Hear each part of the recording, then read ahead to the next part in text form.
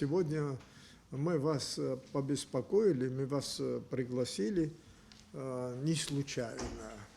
Коллектив наш небольшой,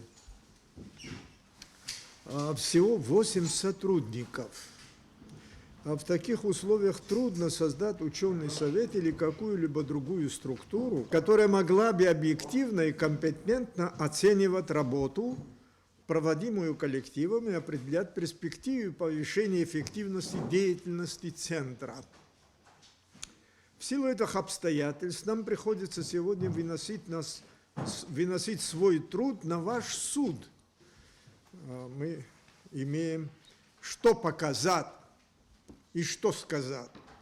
Может быть, это очень мало, может быть, далеко это не все, что мы могли сделать, но в наших условиях нам удалось это сделать. Хочу обратить ваше внимание на работу научного и научно-практического семинара, организованного на базе центра. С работой семинара вы знакомы не понаслышке.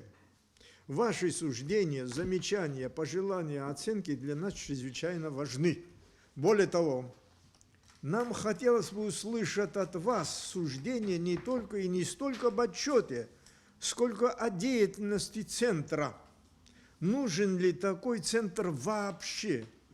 Если он нужен, как сделать его работу в наших условиях более эффективной? Приходится об этом здесь говорить, поскольку непонимание важности науки, несмотря на ее острую востребованность в жизни страны, все еще наблюдается не только среди широкой общественности. Между тем, ситуация как внутри, и так вокруг нас стремительно меняется. В этих условиях слишком рискованно жить, не понимая, что происходит в нашем обществе и вокруг него, и ожидая наступления лучших времен. Важно нам понять, что кризис, в том числе и пандемия, никуда не денется. Задача, возникающая в этой связи перед нами, состоит в том, чтобы приспособиться к условиям кризиса, научиться выживать в условиях кризиса. Об этом свидетельствует вся история человечества, ибо кризис не только мы с вами переживаем, но наши предки тоже. Им тоже приходилось переживать такой кризис. Их опыт, каким образом им удавалось выживать, сохраниться, а многим не удалось сохраниться. Многим странам, народам, цивилизациям не удалось сохраниться из-за того, что им не удалось приспособиться к условиям кризиса. Вот в этих трудных условиях, серьезных очень процессах, мы продолжали, кстати говоря, в отличие от некоторых наших коллег, мы не ждем наступления лучших времен, и мы не прекращали свою работу в этих тяжелых условиях. Мы продолжали работать и готовы продолжать эту работу. Сегодня мы вас пригласили, мы вас побеспокоили для того, чтобы услышать от вас ваше мнение, ваши представления, ваши пожелания. Как вы видите выход общества из этой ситуации, как вы видите нашу работу, нашу деятельность. Спасибо вам большое еще раз за то, что вы активно участвовали в работе нашего центра. А благодаря этой поддержке, которую мы чувствовали и имели, не только чувствовали, мы видели и имели, благодаря этой поддержке мы и продолжали работать.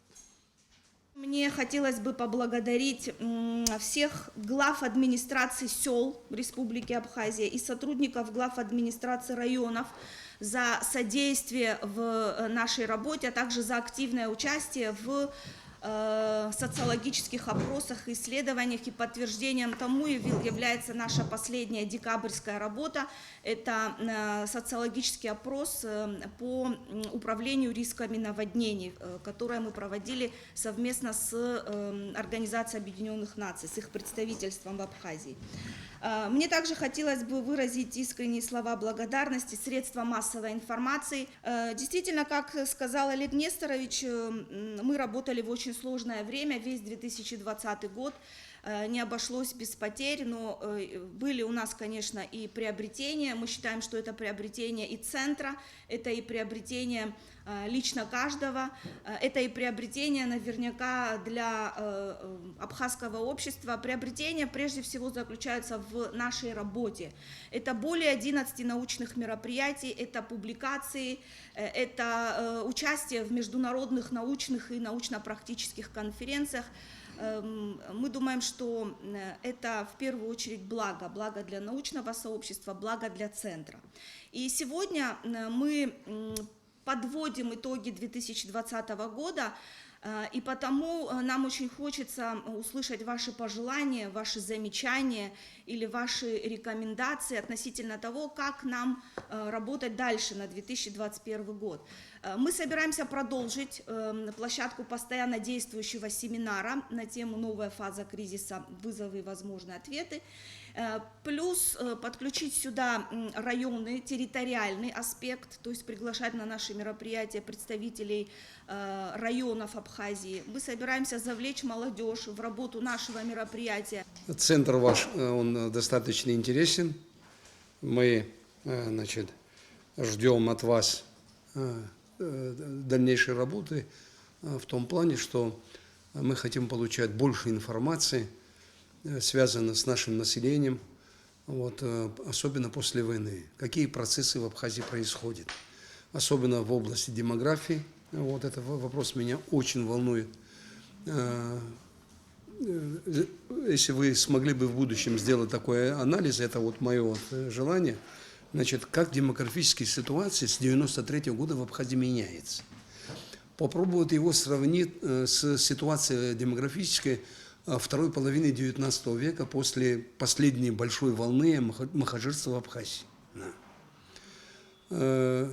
Сегодня, я уже это говорил и еще раз хочу повторить, на территории Абхазии, как говорят демографы, могут вести хозяйство и быть достаточно, значит, успешным население, значит, более 2 миллионов человек.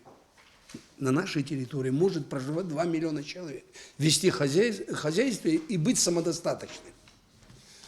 Вот в Крыму где-то, значит, там в пределах 2 миллионов, да, но у них территория больше, но там очень много территорий, где солончаки, там безжизненное пространство. И она занимает почти 45% Крыма. Да. В этом плане, конечно, да, у нас леса, горы и так далее. Да.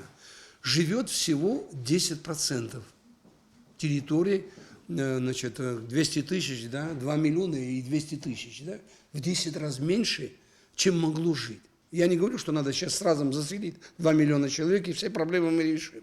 Но вы посмотрите, 90% территории социально не освоена. А это очень опасно для нас. Она даже смертельно опасна. Не захотят ли, значит, соседи наши уплотнить нашу территорию? Зачем нам такая большая территория? Попробовать уплотнить нас. Вот в этом плане я хотел бы, чтобы вы вот, наметили бы план, да, вот, это одна из направлений, которым вы могли бы в будущем, да. Меня, например, эта информация очень интересует. Как нам дальше жить на этой территории? Что дальше будет происходить? Какие процессы и так далее? Насколько они опасны для нашего сообщества? Конечно, в центре я здесь ставлю это сохранение нашего этноса, абхазского этноса, да. Ну вот ту работу, которую вы проводили в прошлом году, скажем, да, вот с момента, как вы создали этот центр, ну, практически я на всех мероприятиях присутствовал, вот, и я видел, насколько вы достаточно хорошо готовили материалы, вот, вы это умеете, и до наших встреч вы предварительно, значит, входили в связь с многими, кого вы приглашали, и в основном сюда приходили люди, уже более-менее подготовленные, имеющие определенную информацию, и разговор на нашей встрече всегда проходил такой живой, интересный и так далее. И мы после того, как официальное мероприятие заканчивали, потом еще оставались, и очень долго еще мы друг с другом, значит, вот, разговаривали, там какие-то моменты уточняли и так далее. Это говорит о том, что, значит, интерес к вашей работе, конечно, у многих людей достаточно высока. Я так считаю, что вы провели замечательную работу. Несмотря на то, что вы не являетесь каким-то органом государственного управления, там, так сказать, подведомственному президенту или правительству, ваша работа, так сказать, она заметна, и, слава Богу, я очень рад тому, что вот позавчера я прочитал в сообщениях СМИ о том, что президентом создана комиссия под руководством вице-президента Бадры Гумба по вопросам развития, значит, экономики Абхазии. И, так сказать, там прямо отмечено, что в основу исследований этой работы положена, значит, ваша стратегия вот, экономического развития Абхазии, которая, так сказать, много лет тому назад принята была, много говорили о ней, но практического применения она, конечно, не получила. А вот сейчас есть толчок. Вспоминается там и 25 шагов, которые в Москве были разработаны. В общем, в основу деятельности этой комиссии положены эти два документа. И очень хорошо, значит, начнется серьезное, я думаю, серьезное обсуждение проблем, которые стоят перед нами. Ну, и мы не можем так вот отвлеченно говорить от того, что у нас происходит в этой жизни. Мне кажется, что очень важно, что вы общественная фактически организация, очень важно вот этот общественный контроль важен со стороны не просто, так сказать, вот эти исследования, но мне кажется, нам надо как-то усилить вот общественный контроль за всем тем, что происходит в нашем государстве. Я просто одного примера хочу коснуться, которое озвучила на совещании, которое проводил президент Аслан Георгиевич, Узган Кристина Константиновна.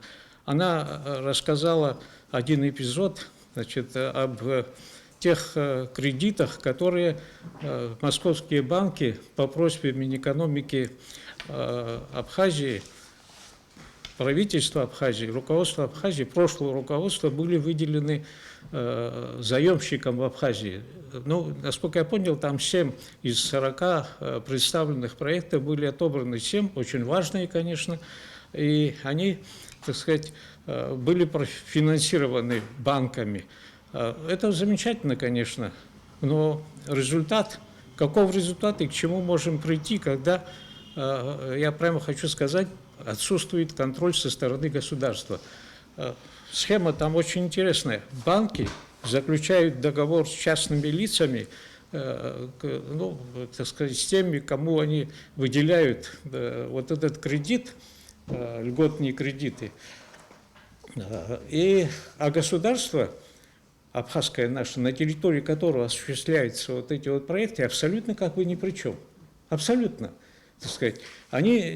Я из слов, значит, вот, министра экономики говорю со слов ее о том, что фактически не существует никаких документов, которые обязали бы местные органы, значит, какие-то уполномоченные органы следить за тем, как осуществляются на своей территории эти объекты. А ведь условия какие? Если деньги будут выделены, но объект не будет построен, то есть не будет проект доведен до конца, то какие санкции?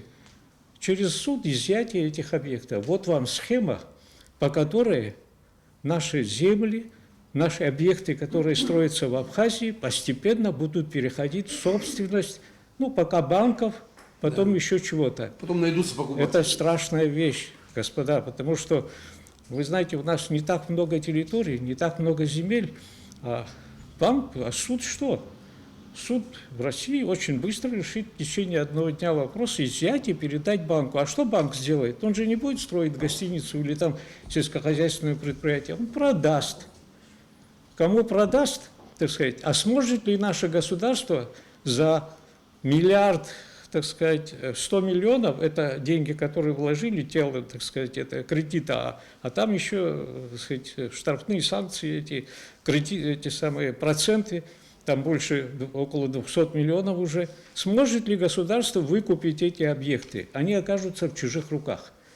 И поскольку это, слава Богу, что Аслан Георгиевич поставил вопрос о выделении, значит, нового кредита около 3 миллиардов, он просил президента России, и тот оказал, так сказать, содействие дал соответствующие указания Минэкономики России, и те работают с банками.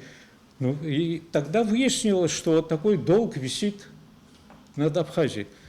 А если бы ничего этого не было, мы бы в один прекрасный день просто тихо, спокойно узнали бы, что, так сказать, объекты эти находятся, так сказать, в собственности банков. Я не склонен, значит, думать, что какая-то там афера есть, какие-то там схемы задействованы. Это уважаемые люди. Абсолютно, так сказать, я, так сказать, не допускаю этого. Но ведь теоретически все возможно, когда государство уклоняется от контроля за тем, что делается на своей территории. Это недопустимо.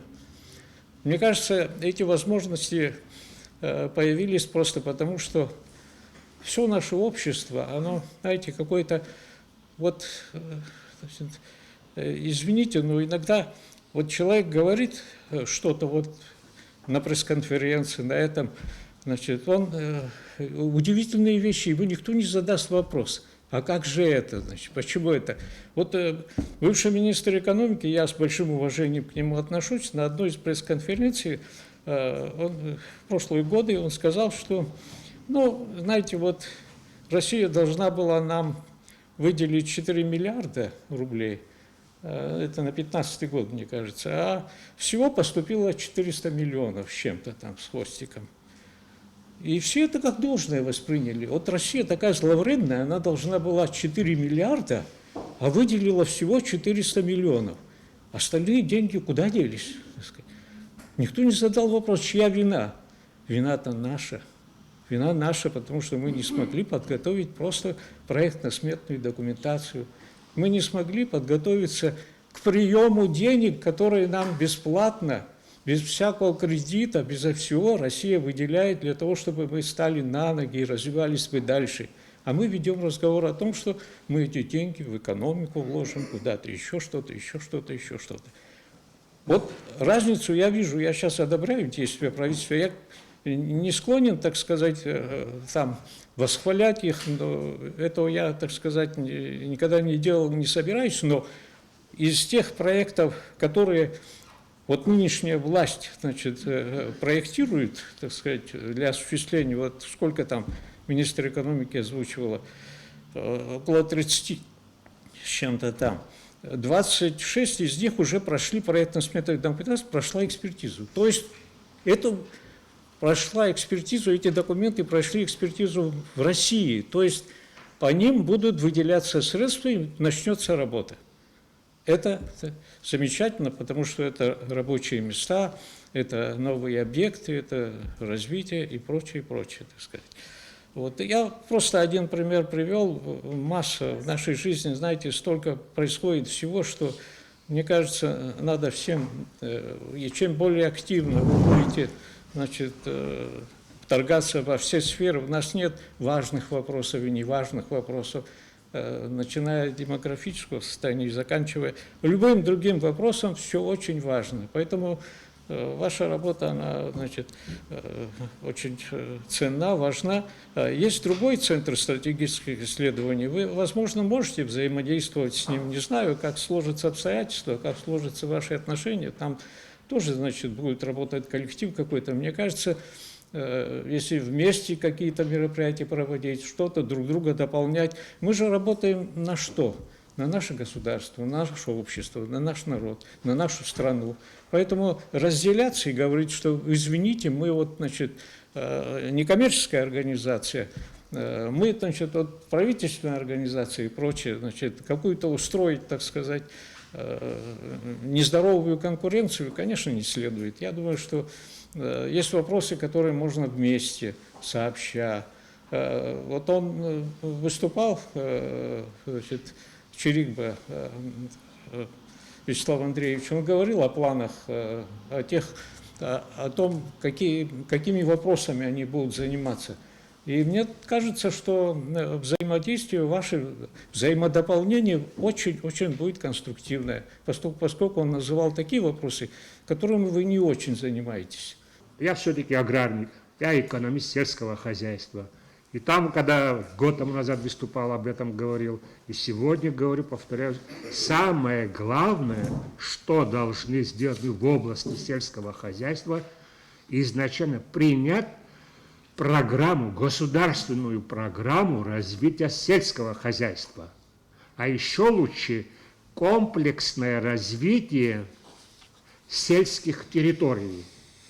Вот такой документ, если у нас будет, вот такая программа, если будет у нас, это будет хорошее дело. Да, у нас есть стратегия социально-экономического развития, уже как раз в этом году, вот сейчас мы уже к следующему этапу переходим, осуществление, то есть внедрение этих программ.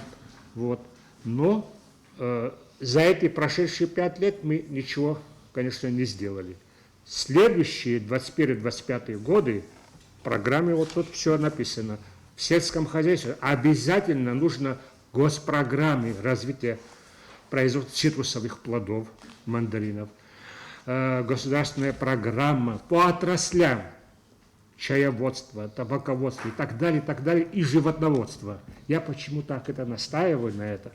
Вот ваша, то есть вот этого коллектива, я так считаю, вы должны как-то дергать их. Так получается, чтобы Министерство сельского хозяйства какую-то программу, Кабинет министров разработал какую-то программу, скажем, развития цитрусоводства в Абхазии, но они должны заказывать вам, чтобы вам поручили выполнение вот этой программы. У вас есть здесь коллектив замечательный. Да, все эти программы. Почему я на этом настаиваю? Посмотрите, что делается. Вот, например, молзавод. Дважды ремонтировали мы молзавод, по 25 миллионов или по 20 миллионов затратили на восстановление молзавода. 120. Нет, слушайте. 5 раз больше. 120. Да, посмотрите. Вот я почему о госпрограмме сейчас говорю. Молзавод мы отремонтировали, но не учли, откуда сырье. Сырье, видите, как там написано, сырье из Краснодарского края. Кто так планирует? Надо было сначала создать животноводческие комплексы. Я, кстати, это предлагал. Я несколько раз писал об этом официально. Научно обоснованную программу я представлял. Вот, значит, сначала, чтобы задействовать молзавод, обязательно вокруг этого молзавода, это Сухумский район, а если надо будет Гульрифский район, построить как минимум 2 животноводческих комплекса по 100 голов в каждой ферме. Это раз. Так, чтобы не надо рассчитывать на привозное сырье, и чтобы наш молзавод работал на привозное. Это раз. Во-вторых, у нас в Гульрифском районе есть овощехранилище на 2000-2500. Это очень нужное дело.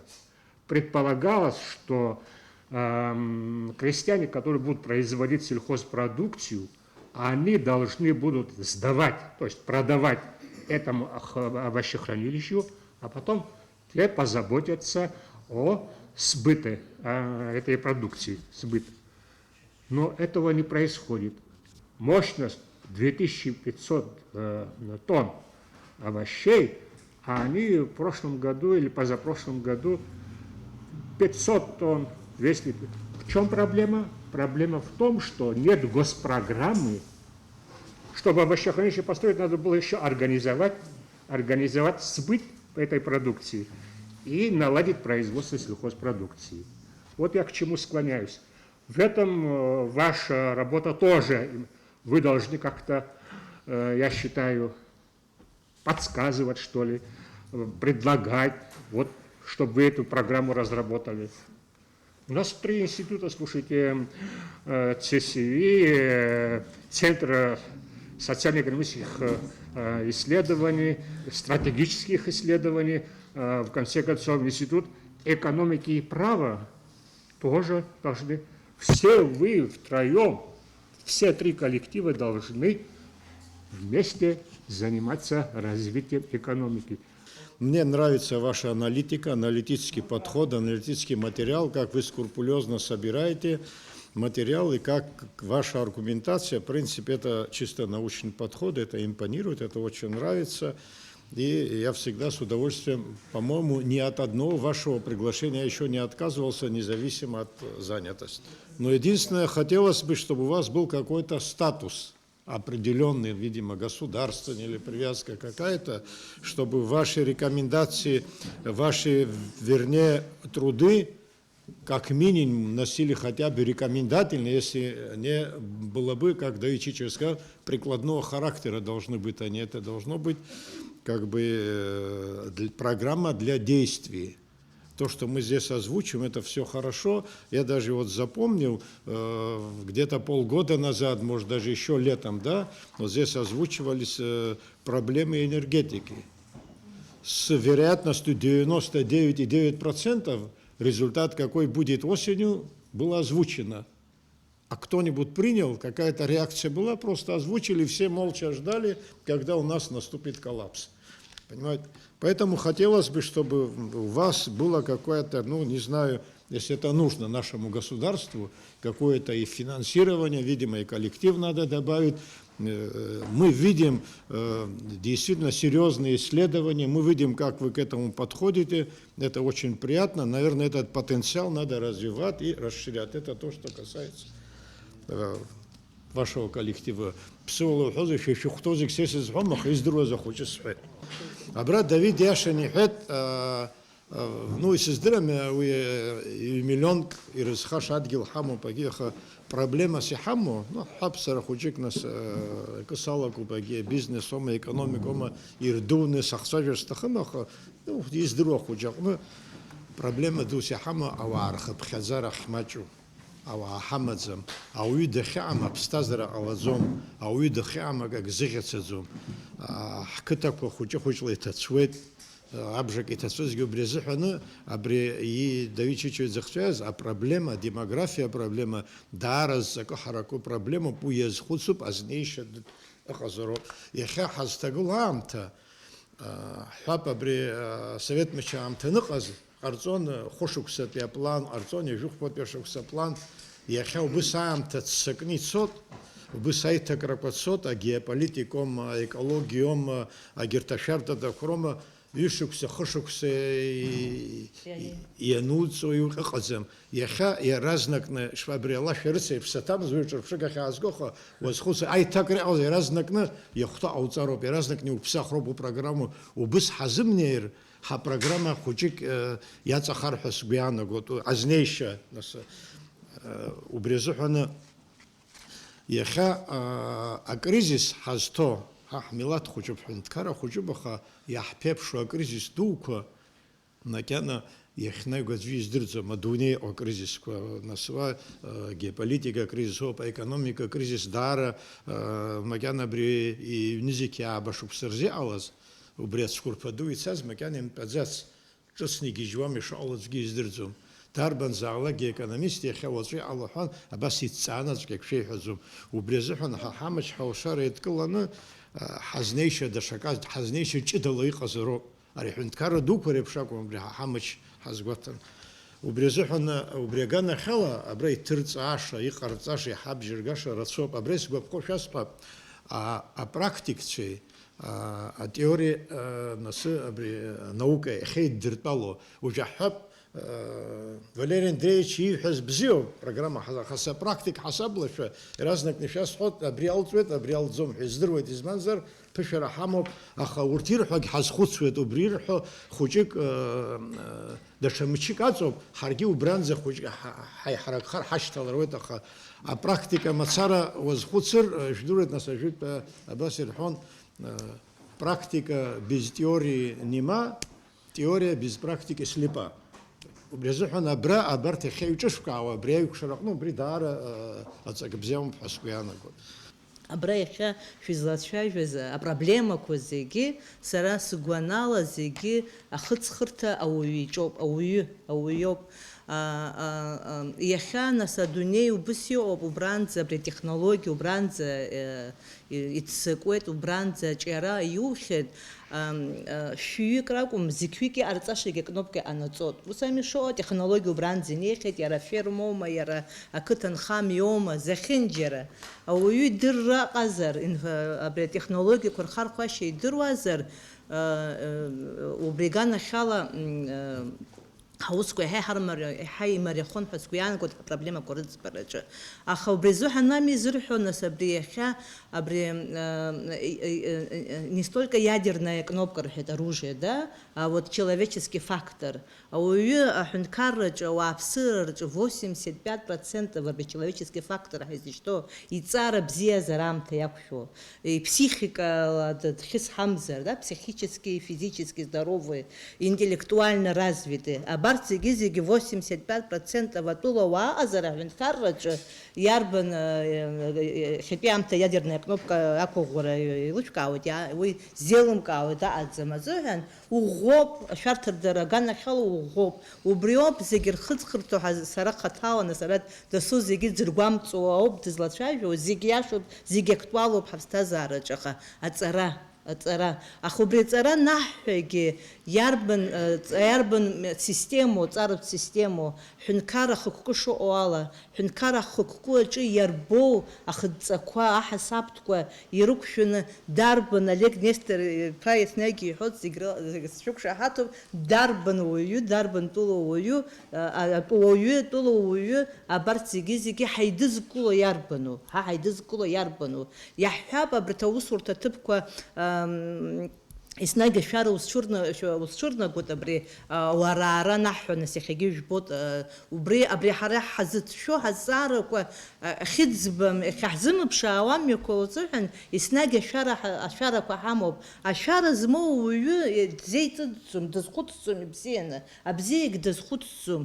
Постоянно в страхе, да, абри аир, абри асыдгьыл игар, абри сусурҭа ҭыԥ игар, абри арахь ахаҭа ҳаиҳаӡбаӡом, аха ҳаҳаланагаларгьы ҳаицшәо аҟынӡа ҳаҟоуп. Убри азыҳәан абарҭ ахырхарҭақәа, апрограммақәа зегьы абри ҳара ҳаӡаку, ҳаидызку, сара сгәанала ҳара ҳмилаҭ еснагь абри амилаҭ идеиа ҳашьҭоуп ҳаидызкыло ҳәа. Сара аԥхьаӡара, сара сгәаанагарала абызшәа как ключевой фактор идентичности, аԥсуа бызшәа.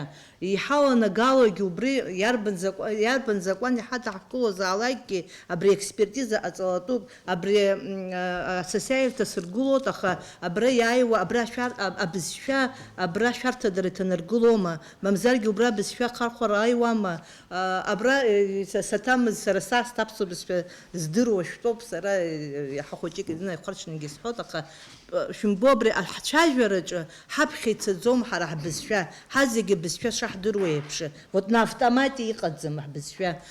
Убри убырҭ зегьы уи азҵаара, аҵара система ала иҳамыӡбар, уи аҵара система анысҳәа абри ахәыҷ баҳча, иахьа шәарҭадара убранӡа ҳҭагыланы ҳаҟоуп, аҭаацәа рыла ҳзыӡбаӡом. Аҭаацәа рыла акы иашаӡам, сара садгылаӡам аҩны аҭаацәа шәцәажәа ҳәа. Дцәажәаӡом, изаҳуеи, аштраф иқәаҳҵома, ҭаҳкәама, уи акы, насгьы аԥсуа бызшәа ҳәынҭқарратә бызшәоуп ҳәа ҳәынҭқарроуп изҳәаз, аҭаацәа аҳәара ҟарҵама ҳәынҭқарратә бызшәа иаҳәшәҵа ҳәа. Ус акәзар аԥсуа бызшәа ҳәынҭқарратә бызшәа аԥсуаа рымацара ракәӡам ззынархо, атәылауаа зегьы рзынархароуп. Уи акы, убри аганахьала сгәы иаанагоит, еицәажәарак ҟалап ҳәа абри шәаԥхьаҟа шәыпланқәа рҿы абызшәа еизкны инарҭбааны жәаҳәарада аҵара система, ижәбоит аҵара система иахьа ҳхьысҳау, хәыҷык абас ирԥшӡаны, ихҩаны иааҳгоз зегьы ҳазламцәажәақәоз, иаҳдыруаз зегьы, ари иҟалаз акризис, апандемиа ҳахҭны ҳанарбеит, ҳалшарақәа ҳнарбеит, ҳдыррақәа ҳнарбеит, ҳшазыҟаҵамыз ҳбеит, ҳуашәырақәа зегьы цәырнагеит. Убри азыҳәан сара иахьагьы уаҵәгьы исҳәоит, аҵара иахәҭакны абызшәа.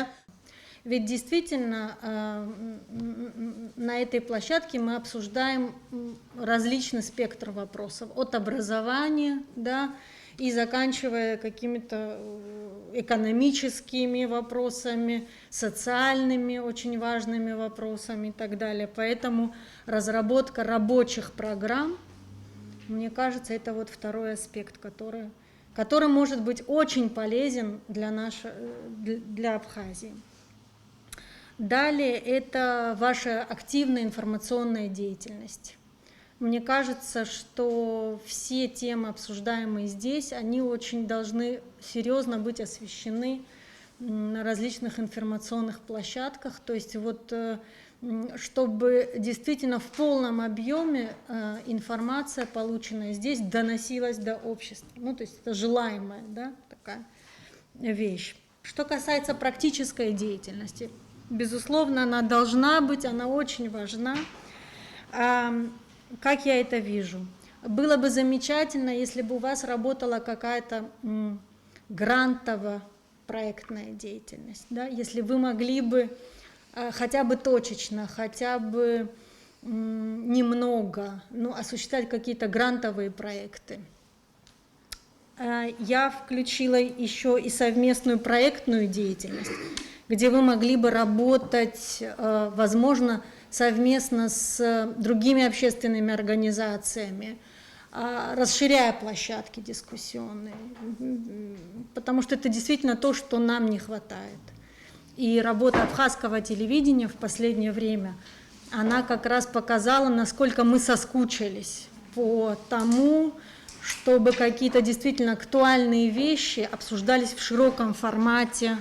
Эти последние интервью, которые просто, мне кажется, вот всколыхнули, дали надежду какую-то. Мне кажется, самое важное – это работа с молодежью. А вот те редкие случаи, когда я видела здесь молодежь, она очень радовала. Да? И потом наше общение с ними, оно, конечно, вдохновляло, потому что, если не делать акцент на молодежь, это единственная наша надежда сегодня в том, что придут новые люди, новые кадры, новые мотивации, с новым сознанием, открытым в том числе. И вот для них, прежде всего, это будет иметь ключевое значение. Если вот говорить точечно о тех темах, которых хотелось бы вот слышать больше, может быть, участвовать по мере своих возможностей, это здорово, что вы делите на блоки. Но мне кажется, самый сейчас актуальный блок – это, я не устаю повторять, Олег Несторович, это вопросы культуры в самом широком смысле. Сюда относятся и проблемы языка, и проблемы самосознания. И мне кажется, если мы не будем будить это в нас и в нашей молодежи, тогда все остальное, да, рассчитывать на какой-то скорый социально-экономический прорыв, к сожалению, в наших условиях, да, но это иллюзия. А если вот мы будем реалистами и будем взывать к самосознанию, мне кажется, это постепенно выведет нас на какие-то достижения, в том числе и в плане социально-экономического развития. Поэтому, конечно же, делать больше акцент на этом. Вот Олег Несторович говорил о том, что нужна какая-то идея. Давайте сконцентрируемся на поиске смысла. Мне кажется, если мы назовем эту тему в рамках большого проекта в вопросах культуры поиском смысла, может быть, мы постепенно хотя бы будем идти в этом направлении. Мне кажется, это именно то, что способно нас вывести на какой-то другой уровень. Хотела бы, конечно, присоединиться к таким вот позитивным оценкам, которые сегодня прозвучали. И оценки на самом деле заслуженные.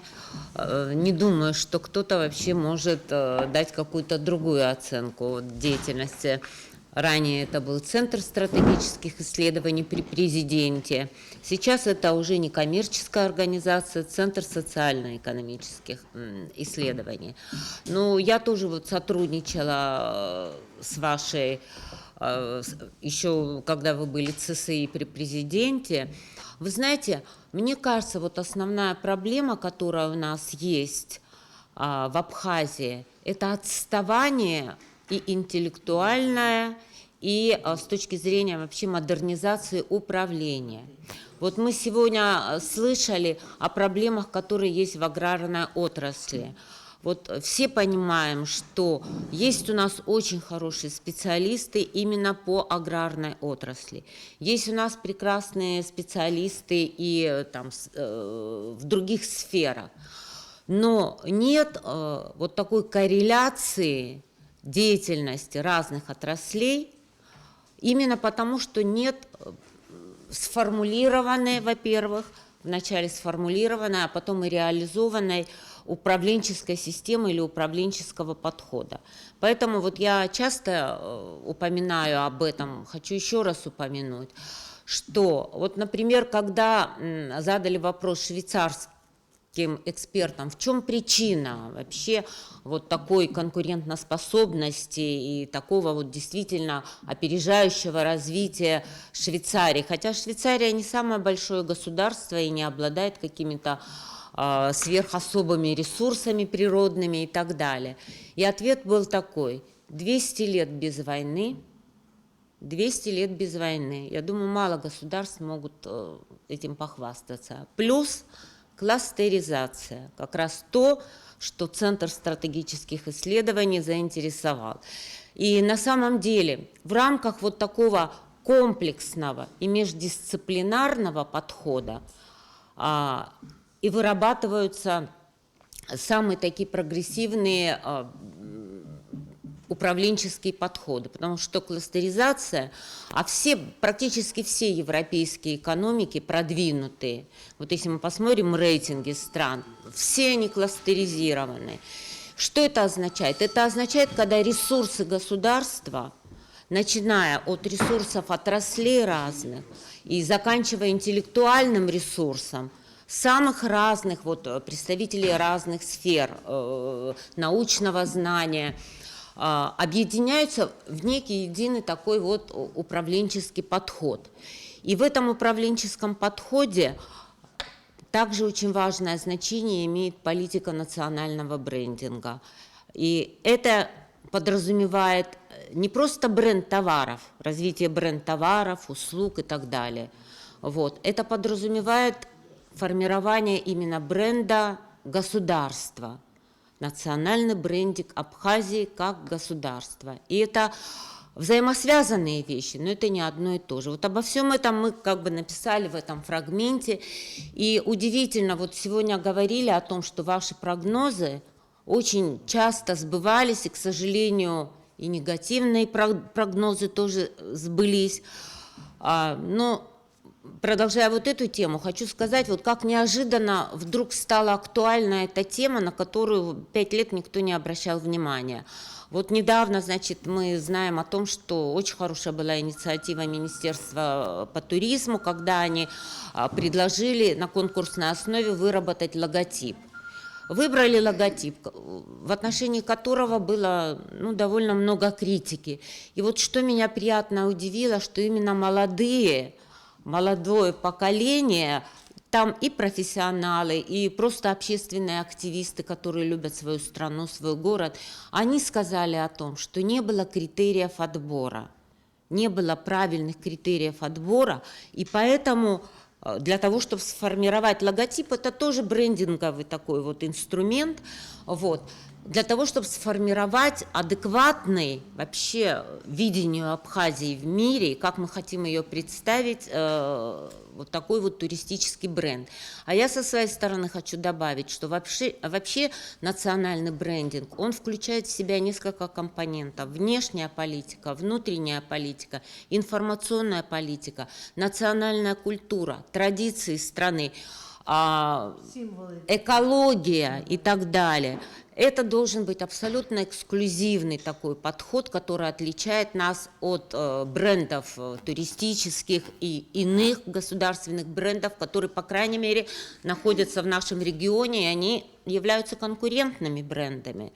И та же Грузия, которая развивает тоже очень много направлений, которые соприкасаются с нашими и конкурируют с нашими направлениями. Та же Турция, российские, многие туристические направления.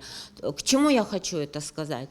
Я хочу сказать, что многие наши проблемы в экономике решались бы быстрее, если бы эти проблемы решались бы и на уровне внешней политики.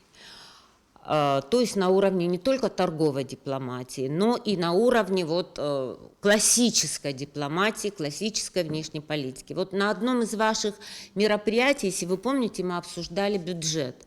И мы говорили о том, что вот при таком мизерном бюджете у нас может быть невероятные планы, могут быть разработки идеальные, стратегические программы. Наконец, может быть, мы придем и к стратегическому планированию, и к использованию таких управленческих подходов, как кластеризация. Но все это требует финансов.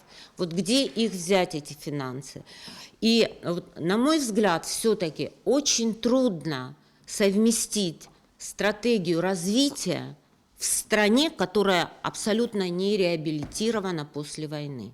И речь идет даже не только о том, что вот были подсчитаны разрушения в 1995 году, и помним, что компенсация ущерба на тот момент составляла при тех ценах и при том состоянии составляла 11,3 миллиарда долларов. Даже в тех ценах это, если мы переведем в рубли, мы говорили, это больше 700 миллиардов рублей. Но понимаете, в чем дело? Мы же должны быть реалистами, правильно было сказано. Как мы можем найти такие минимальные средства? А я вообще считаю, что наш ущерб заключается не только в разрушенной инфраструктуре. У нас ущерб определяется ущербом, нанесенным вообще народу. Здесь надо считать и ущерб демографический, и он тоже имеет материальное воплощение и выражение. Здесь надо считать уже послевоенный ущерб, ущерб за санкции, который тоже многие страны, которые подверглись санкциям, они посчитали этот ущерб. То есть для того, чтобы говорить о компенсации ущерба, мы должны, во-первых, подготовить сам подход к определению ущерба, и это подход не только экономический, это подход политический и международно-правовой. Важнейший еще момент – это объективность, которая вот была характерна для вашей работы в рамках стратегии и последующих действий. Объективность была настолько вот явной, что критические моменты, которые были озвучивались, работая при президенте, конечно, это, наверное, не нравилось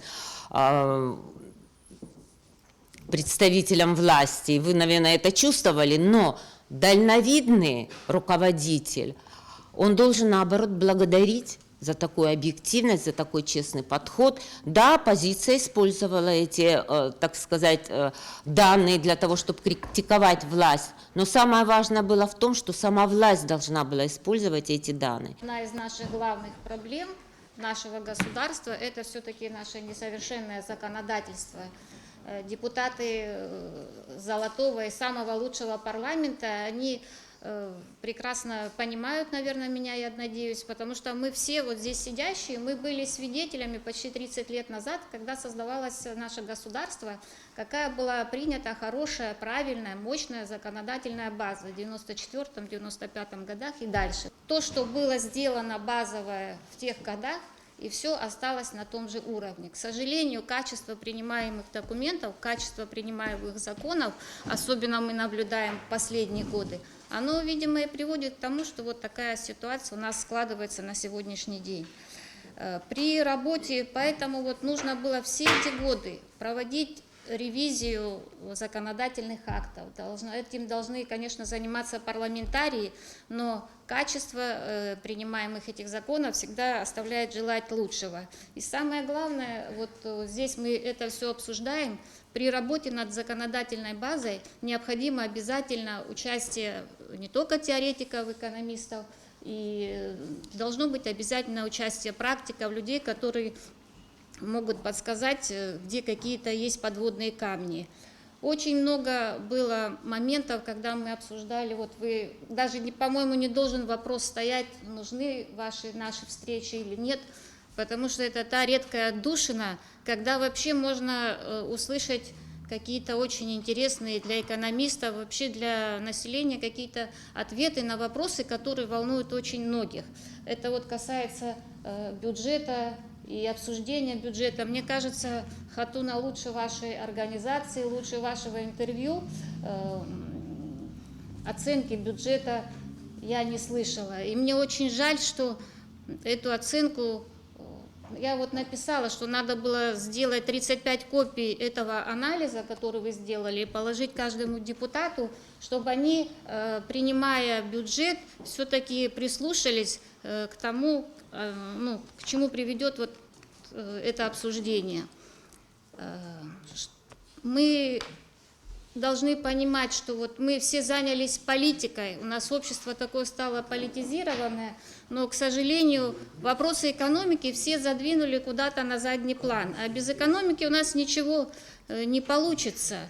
Мы очень много сейчас проектов, и все считают, что у нас панацея и спасение Абхазии – это инвестиции, иностранные инвесторы. Но у меня немножко другое мнение. Конечно, это очень хорошо, конечно, они должны быть обязательно, но надо развивать отечественный бизнес, надо развивать наше спасение, это мелкие и средние предприниматели, которые вытягивают экономику Абхазии все эти годы. А мы что видим? У нас почему-то совершенно другая политика. Мы считаем, что надо разорить отечественного предпринимателя, потом каким-то образом он должен заплатить налоги, а потом эти налоги почему-то утекают в непонятно чьи карманы. Мы говорим, что у нас очень много программ, которые мы не можем осуществить. У нас маленькое государство, у нас небольшой бюджет, нам денег не хватает. У нас достаточно денег в государстве, у нас очень хороший учет, но, к сожалению, эти деньги уходят не по назначению. Должно быть неотвратимость наказания, когда деньги уходят неизвестно куда. Выходит один президент и говорит, что у нас более 500 миллионов украли, другой говорит, у нас украли миллиард с чем-то. И все, просто констатация факта, а дальнейших никаких не происходит мероприятий. И пока вот это не будет неотвратимости наказания, денег государству никогда не хватит. Налоги платятся, их было бы вполне достаточно, и не надо было бы занимать 3 миллиарда. Если проверено 38 организаций контрольной палаты, и хищений больше, чем 1 200 000 000, то представляете, что было бы, если проверить, сделать тотальную проверку, и 3 миллиарда занимать не надо было бы, и никакие кредиты. Мы вполне достаточно развивались сами все эти годы, многие, вернее, годы мы развивались, и денег хватало. Но надо контролировать деньги, их в государстве вполне достаточно. И, конечно, должна быть какая-то программа поддержки бизнеса, потому что в нашем бюджете, в нашем государстве других источников дохода нет. Мы все понимаем, что доходная часть бюджета, это более 90%, это налоги от предпринимателей. А если мы его разоряем своими законами, если мы не даем ему работать, то, естественно, мы понимаем, что и расходовать тоже будет нечего, кроме заемных ресурсов.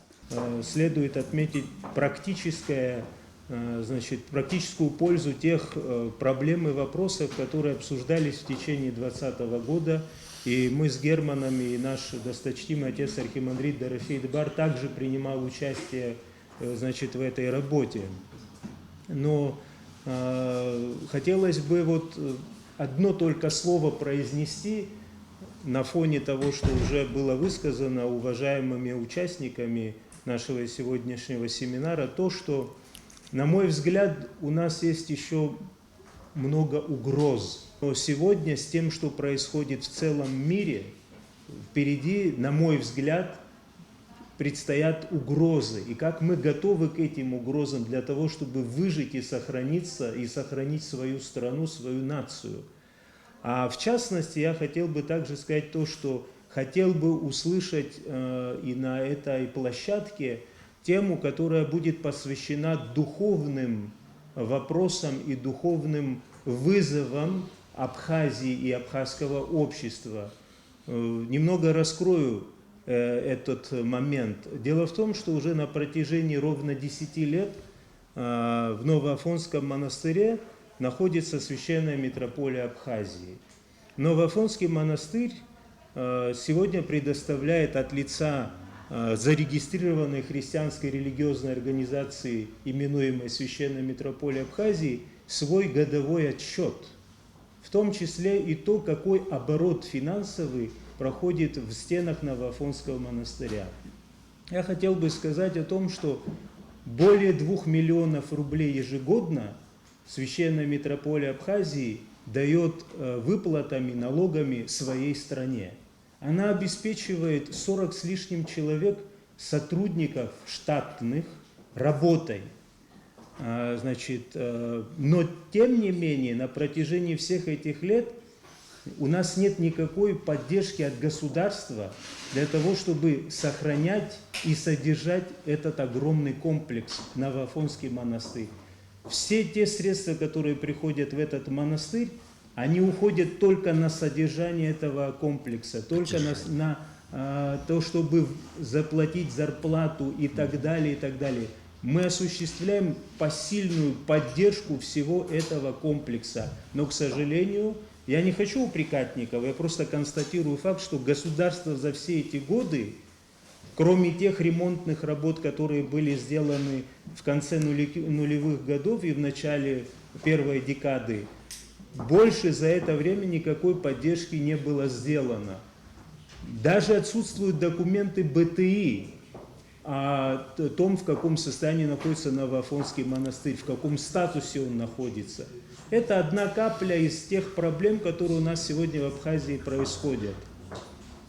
И вот есть проблемы также касающиеся законодательства. У нас есть закон о религиозных организациях, о свободе совести. Но, к сожалению, этот закон не вполне нас обеспечивает теми нуждами, которые существуют у такой религиозной организации, как, например, Священная Митрополия Абхазии. Мы во многом парализованы из-за того, что этот закон несовершенен, и его надо дальше разрабатывать. Также, конечно, я хотел бы, вот, исходя из своей высказанной темы угрозы, сказать о том, что ждет нас в Абхазии в отношении сохранения наших святынь, церковно-культурных и исторических памятников. Если как иллюстрацию взять, например, то, что сегодня происходит в Дранском монастыре или на территории Дранского храма, в каком контексте все, что там происходит, соответствует интересам нашей культуры, нашего духовного наследия и нашего будущего, то, что мы хотим видеть в нашей стране для нашего народа. То есть я еще раз прошу по возможности посвятить один из семинаров духовной безопасности нашей страны и нашего общества. С точки зрения духовной нас всегда беспокоит такой вопрос: время, в котором мы стоим. Очень важно увидеть окружающую обстановку, чтобы правильно оценивать стратегию и тактику поведения, сохранения, развития. Необходимо видеть, в каком времени ты находишься, и необходимо видеть и правильно оценивать временные вопросы и проблемы, которые перед тобой встают именно сейчас. И в связи с этим возникает вопрос, как относиться к новизне, к новаторству. Потому что мне бы хотелось, чтобы в дальнейшем Центр стратегических исследований, социально-экономических, исследований обратил на это внимание. Вот сейчас, к примеру, в нашу жизнь ворвался вот этот вопрос майнинга, блокчейна, ведь никто на протяжении этих лет не ставил этот вопрос. Мы говорим о том, что у нас там проблема с энергетикой, но ведь раз к нам пришел биткоин, да, ведь надо говорить о том, что не просто фермы у нас вдруг возникают, люди зарабатывают, к нам пришла цифровая экономика. Вот что к нам ворвалось, а не проблема энергетики у нас вдруг сегодня стала. Проблема энергетики стоит перед всеми странами. И я хочу обратить внимание на слова уважаемого Тинькова, да, вот, основателя, который своих детей отправил в Лондон. Из какой страны? Он говорит, учиться там цифровой экономике, потому что здесь никто даже не знает, что это за понятие. Вы представляете, это где человек находится, да, и он говорит, что потенциал вот этой гигантской страны не позволяет сегодня идти в ногу со временем. А это этот вопрос очень серьезный, и даже назначение нового премьер-министра в стране нашего стратегического союзника и партнера, он как раз специалист в области IT. Вот. Он сегодня серьезные очень программы реализуются в рамках самого государства, ну, в частности, с тем, с чем мы столкнулись. Ну, предположим, электронные кошельки. Вот мы говорим майнинг, да, с чем он связан? Сегодня очень многие электронные кошельки, которые в России функционируют, они предлагают в том числе покупать и продавать биткоины, то есть цифровая валюта уже потихоньку легализуется. Вот. А между тем, если вы сегодня захотите зарегистрироваться, да, там нужно пройти целый комплекс идентификации, то есть необходим российский паспорт, российская прописка и так далее, и так далее. Оказывается, с чем это все связано? С тем, что неидентифицированные электронные кошельки вот этой самой новой экономики, да, в России, в ней крутилось 1,7 триллиона рублей неучтенных.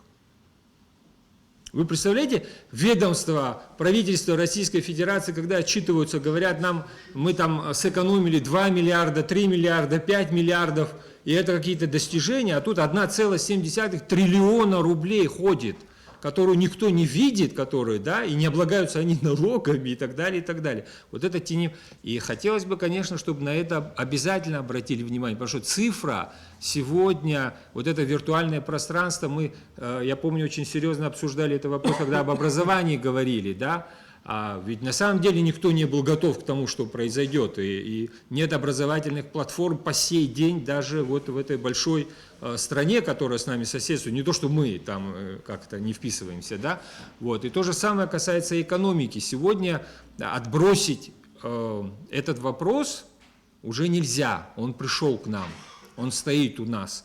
И, скорее всего, эти вещи будут возрастать с каждым. Вот. И еще тут говорилось о языке. Я вот сам человек, не владеющий государственным языком, да, но тем не менее, когда еще не священная митрополия, а организация Абхазская епархия, зарегистрировавшись там в середине нулевых, начала свою деятельность в Сухумском кафедральном соборе, перед нами встали вопросы, потому что, ну, как бы мы опять с техникой, с цифровой имели дело, издательский отдел работает, вот компьютеры, они перед вами стоят, и слушайте, мы говорим о, как бы, да, защите языка, уже тогда о законодательстве речь шла, но кто может поднять свой телефон и сказать, что он у него функционирует на основе абхазского языка? Кто может сегодня открыть компьютер и сказать, что браузер у него на абхазском языке? О какой защите можно говорить, да, если вот то, с чем мы каждодневно, ежесекундно имеем дело, а мы с вами с этим имеем дело в разы меньше, чем молодежь. Молодежь, она просто живет здесь, да, и ничего на абхазском языке не существует. Мы как бы задались этим вопросом, у нас есть Денуар Зантария, такой специалист в области IT, он у нас работал менеджером в этой области, и мы задались вопросом, он нашел операционные системы с открытым кодом и абхазофицировал их буквально за неделю. То есть вот эти вот все функции, правки, сохранить как и прочее на абхазском языке, оказывается, это возможно. Вот и мне кажется, что на это нужно обратить внимание, потому что цифра сегодня будет играть все больше и больше значения в жизни нашего общества, молодежи в частности, это даже не обсуждается. И если мы хотим, чтобы, ну, как бы, да, это, как это сказать, с точки зрения, ну, экологии, да, это было благоприятно для нашего народа и нашего общества, мы должны себя чувствовать уверенно в этой области, уверенно в области цифры. Поэтому вот эти две вещи, абхазский язык в области цифры и все вызовы, которые связаны с Вот это у вас не коммерческая организация, но коммерческие проблемы – это первое, что волнует и интересует сегодня общество. Да. И вот в этой области мы должны… Никто же не прогнозировал в начале 2020 года, что биткоин в 5 раз подскочит, да? А теперь мы воюем с майнингом. Это, вы знаете, это очень сложно. Вот. Поэтому на это нужно обратить внимание. Спасибо большое. Зигяла тшажу это без проблемах, псушили и тшажу хунткараджа и рачамхар и рапсушила его контент хамлар абсолютно хобшраджа, а журналист рымчала абсолютно хобшра и псушхан ахалара уи залшадзом. Убряхан пи шара шцхрара гидаре хтахуп из банзар материал козыги гукпсакалый тахвит Олег Нестор и па имя пиго танахлоки хикало гердрует я разнака редакторча журналист шаги рано собрия центра нас ки разнакалы рахот камеру как за мою камера кха уянаго коллектива чен и бзин ердрует Аранпи интересозо, обществорзахана заказмо, а материал бзеш шнаргу. Хищу проблема кой харака социал-экономика цараку, да? Убртрухне и хараку брифе трузери яхай зигех зигеб хасгуяна год. Из банзара и расшина тема, кучу дахгалар халота рята хупарятах па ахазги центр каджа цара уи залшу маханпи абриф центр шах зуипша айхарака экономика гана хала абри ищему от цара ква аха алка ква абрия а документ программа мачки водайны и визор абхерги А депутат шагя счет. Урт шахак рутер гя счетаха. Аридун яню нас ге а я наука то казчана музен заерчушком. Саразгуяна год абри яха и хакчит хаише пхедзо. Нас ге ярада хунткарадж психуахадзма экономика гана хабри яла гатуб хаише пхедзо. Алка шумцы убрялка урысшалы сам хоисхотаха надо лоббировать. Абри амчаш тарок мамзарга ай абраqa инымхарцазыхан акиада джинги инымхарцазыхан харахцараваги яхдыру зигиашуп харбхадзотаха хдырраква яхатиамта злaqwala يجزرجويت وسمي يجزرويت يا حب إسرائيل أبسلم زجا وبسخاك أجا رخر رلدرشيت يخا إسرائيل рюква потлыкака аю $1 псоп и вообще покупать израильские вина это модно, да? Хара избана бас. Я хап абрей хаяла шажу нарахурадзера. Еха аджермыке чуни нашу заход за жишмат хашахону таши рджцара ну шакау хоракуи. Убри эхтахупил каупа фермако, да? А фермакоха. Уги знаешь атуху Израиля крыгуақи абри аж бзеку порода ужирымо дзарьяла ганза. Они очень много чего пробовали. Арабша рыжку съездила здорвала. И мать на бряпсу, а хашку репшимач нахшизава. А халожи жаба вёху литра зава аж парымо. Ахахари за дзома усипшиху. Бра сара шуртит я уртургия кынас акытыр курчуваным хадит акытыр курчиху бдар за усурастаху ваих цузмам. Увяхаб гупа кваска расадзыха тқорчала усуртақызги тқорчал қайцон. Мана очимчира қайцон бислаха. Ва учимчира зынзасака гиqadzымык. Иракалык учимчира чынги убраха какие-то социологические исследования, если провели бы, мне кажется, это было бы хорошо. Абриику хаддырыдши харца захуна. Уссахихихякум хагулалан елах карца захун. Хчарат глазаща хажларуаха зынзасы депрессия яганы юкума мамзарги узугугу крухума социология и убриэлкаре хай и марио. Убри شريشل صبح سبيانا قد ستام زيتبو زجري حزي خا حزل غارو يحصرخو يحمم حزل غاو او يو Яхта ховою, и шепок зо, и напок змов, свою безхо има царя ягзам. А вою, а поэты шпехи, Алла мысмыш да кыр псов, а дах зыкуги убрезопихи. Алла мыс змои, а дыр змои. Убртаю бакане цымла, а вою драху, да шарто. Харехе убрих цудзит. И сайре хагм хозри хацымла дзейт. Убри архам хижа, юбхейта шакургулаша, дарадзи его даю. Ведь наши предки действовали по традиции, а там все известно. Ибо традиционное общество. Сегодня же мы живем не в традиционном обществе, а в инновационном обществе мы живем. Значит, это то, что я сегодня здесь делаю, я не знаю, каковы будут последствия. Но думать-то мы можем. Об этом речь идет у нас.